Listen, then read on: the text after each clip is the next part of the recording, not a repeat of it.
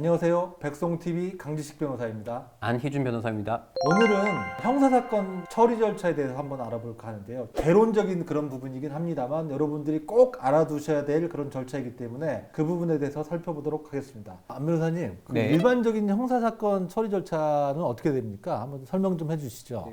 형사사건 절차는 수사와 재판으로 나뉘고 수사는 다시 경찰 수사와 검찰 수사로 나눌 수 있습니다. 그러면 수사는 어떤 경우에 시작되나? 그러니까 수사가 시작되는 과정이 따로 있나요? 예, 수사가 시작되는 사건을 형사사건이라고 하는데 네. 형사사건은 인지사건과 고소고발사건으로 나눌 수 있습니다. 네. 인지사건은 음주운전처럼 당사자 의사와 관계없이 수사기관에서 먼저 범죄를 발견한 후에 수사가 진행됩니다. 반면에 고소고발사건은 고소인, 고발인이 고소장이나 고발장을 수사기관에 제출하면 수사가 시작됩니다. 고소와 고발을 구별을 못하시는 분이 많은데 여러분이 만약에 피해자라면 고소장을 제출하는 고소인이 되는 거고요. 피해자가 아닌 제3자라면 고발인이 돼서 고발장을 제출하면 됩니다. 우리들이 일상생활에서 많이 접하게 되는 게 네. 뭐 고소를 당했다, 네. 고소를 한다 이제 이런 거지 않습니까? 네네. 그러면 고소가 되거나 네. 했을 경우에 그 이후의 절차에 대해서 좀 설명 좀 해주시겠습니까? 네. 먼저 고소장을 작성해서 고소장을 접수하면 경찰은 고소장을 검토하고 고소인 조사부터 합니다.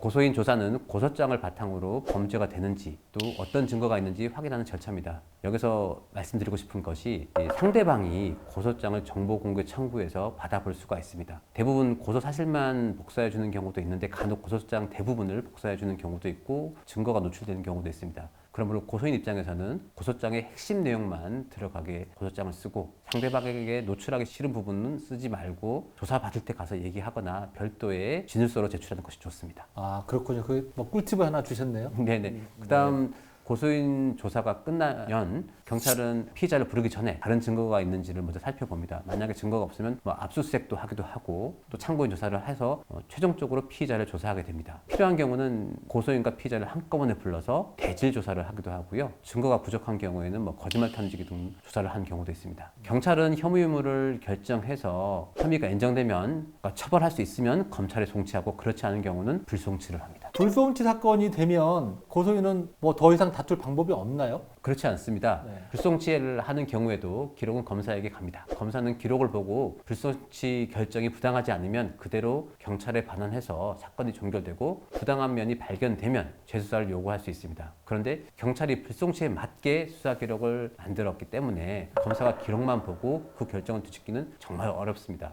그래서 고소인의 입장에서는 적극적으로 이의 신청을 할 필요가 있습니다. 아, 이의 신청을 해야지 되는군요. 네, 맞습니다. 그러면 이의 신청을 아무 때나 하면 되나요? 맞습니다. 아무데나 하면 되긴 합니다. 이게 그렇지만 검사가 기록을 반환하기 전에 이의 신청을 하는 것이 좋습니다. 왜냐하면 검사도 문제가 없다고 기록을 반환한 사건에 대해서 이의 신청이 있다고 재수사를 할 가능성은 더 떨어지기 때문입니다. 네. 그러므로 빠르면 빠를수록 좋은데 법률상은 3개월 안에 불송치 기록을 반환하게 돼 있긴 한데 통상적으로는 60일 안에 검사들이 처리를 합니다. 그렇기 네. 때문에 2달 안에 이의 신청을 하는 게 유리합니다. 아, 그렇군요. 그러니까 고소 사건이 불송치 됐다 하더라도 네. 적극적으로 이의 신청을 해서 자기 억울함을 호소하는 게 좋겠다 이런 네. 얘기고 그것도 가급적 2개월 이내에 네, 하는 게 맞습니다. 좋겠다 그런 얘기네요. 네. 그러면 이제 경찰에서 조사를 해가지고 네. 혐의가 인정된다 이렇게 경찰이 판단했을 경우에 네. 검사님한테 이제 사건이 송치가 되면 네. 그냥 경찰 의견대로 그대로 기소를 하게 되나요?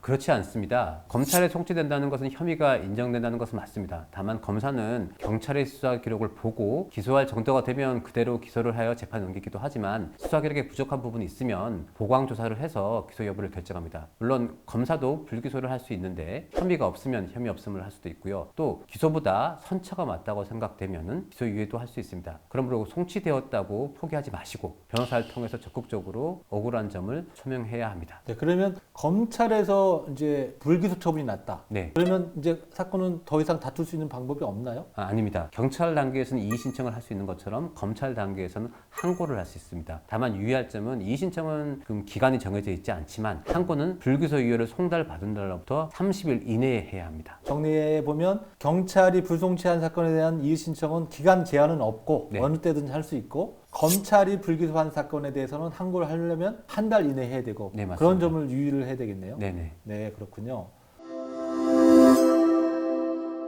오늘은 그 형사사건의 일반적인 사건 처리 절차에 대해서 알아봤습니다. 오늘 영상은 여기까지고요. 다음 영상에서도 다른 주제로 찾아뵙도록 하겠습니다. 영상이 도움이 되셨다면 구독과 좋아요 부탁드리겠습니다. 영상 끝까지 봐주셔서 감사합니다.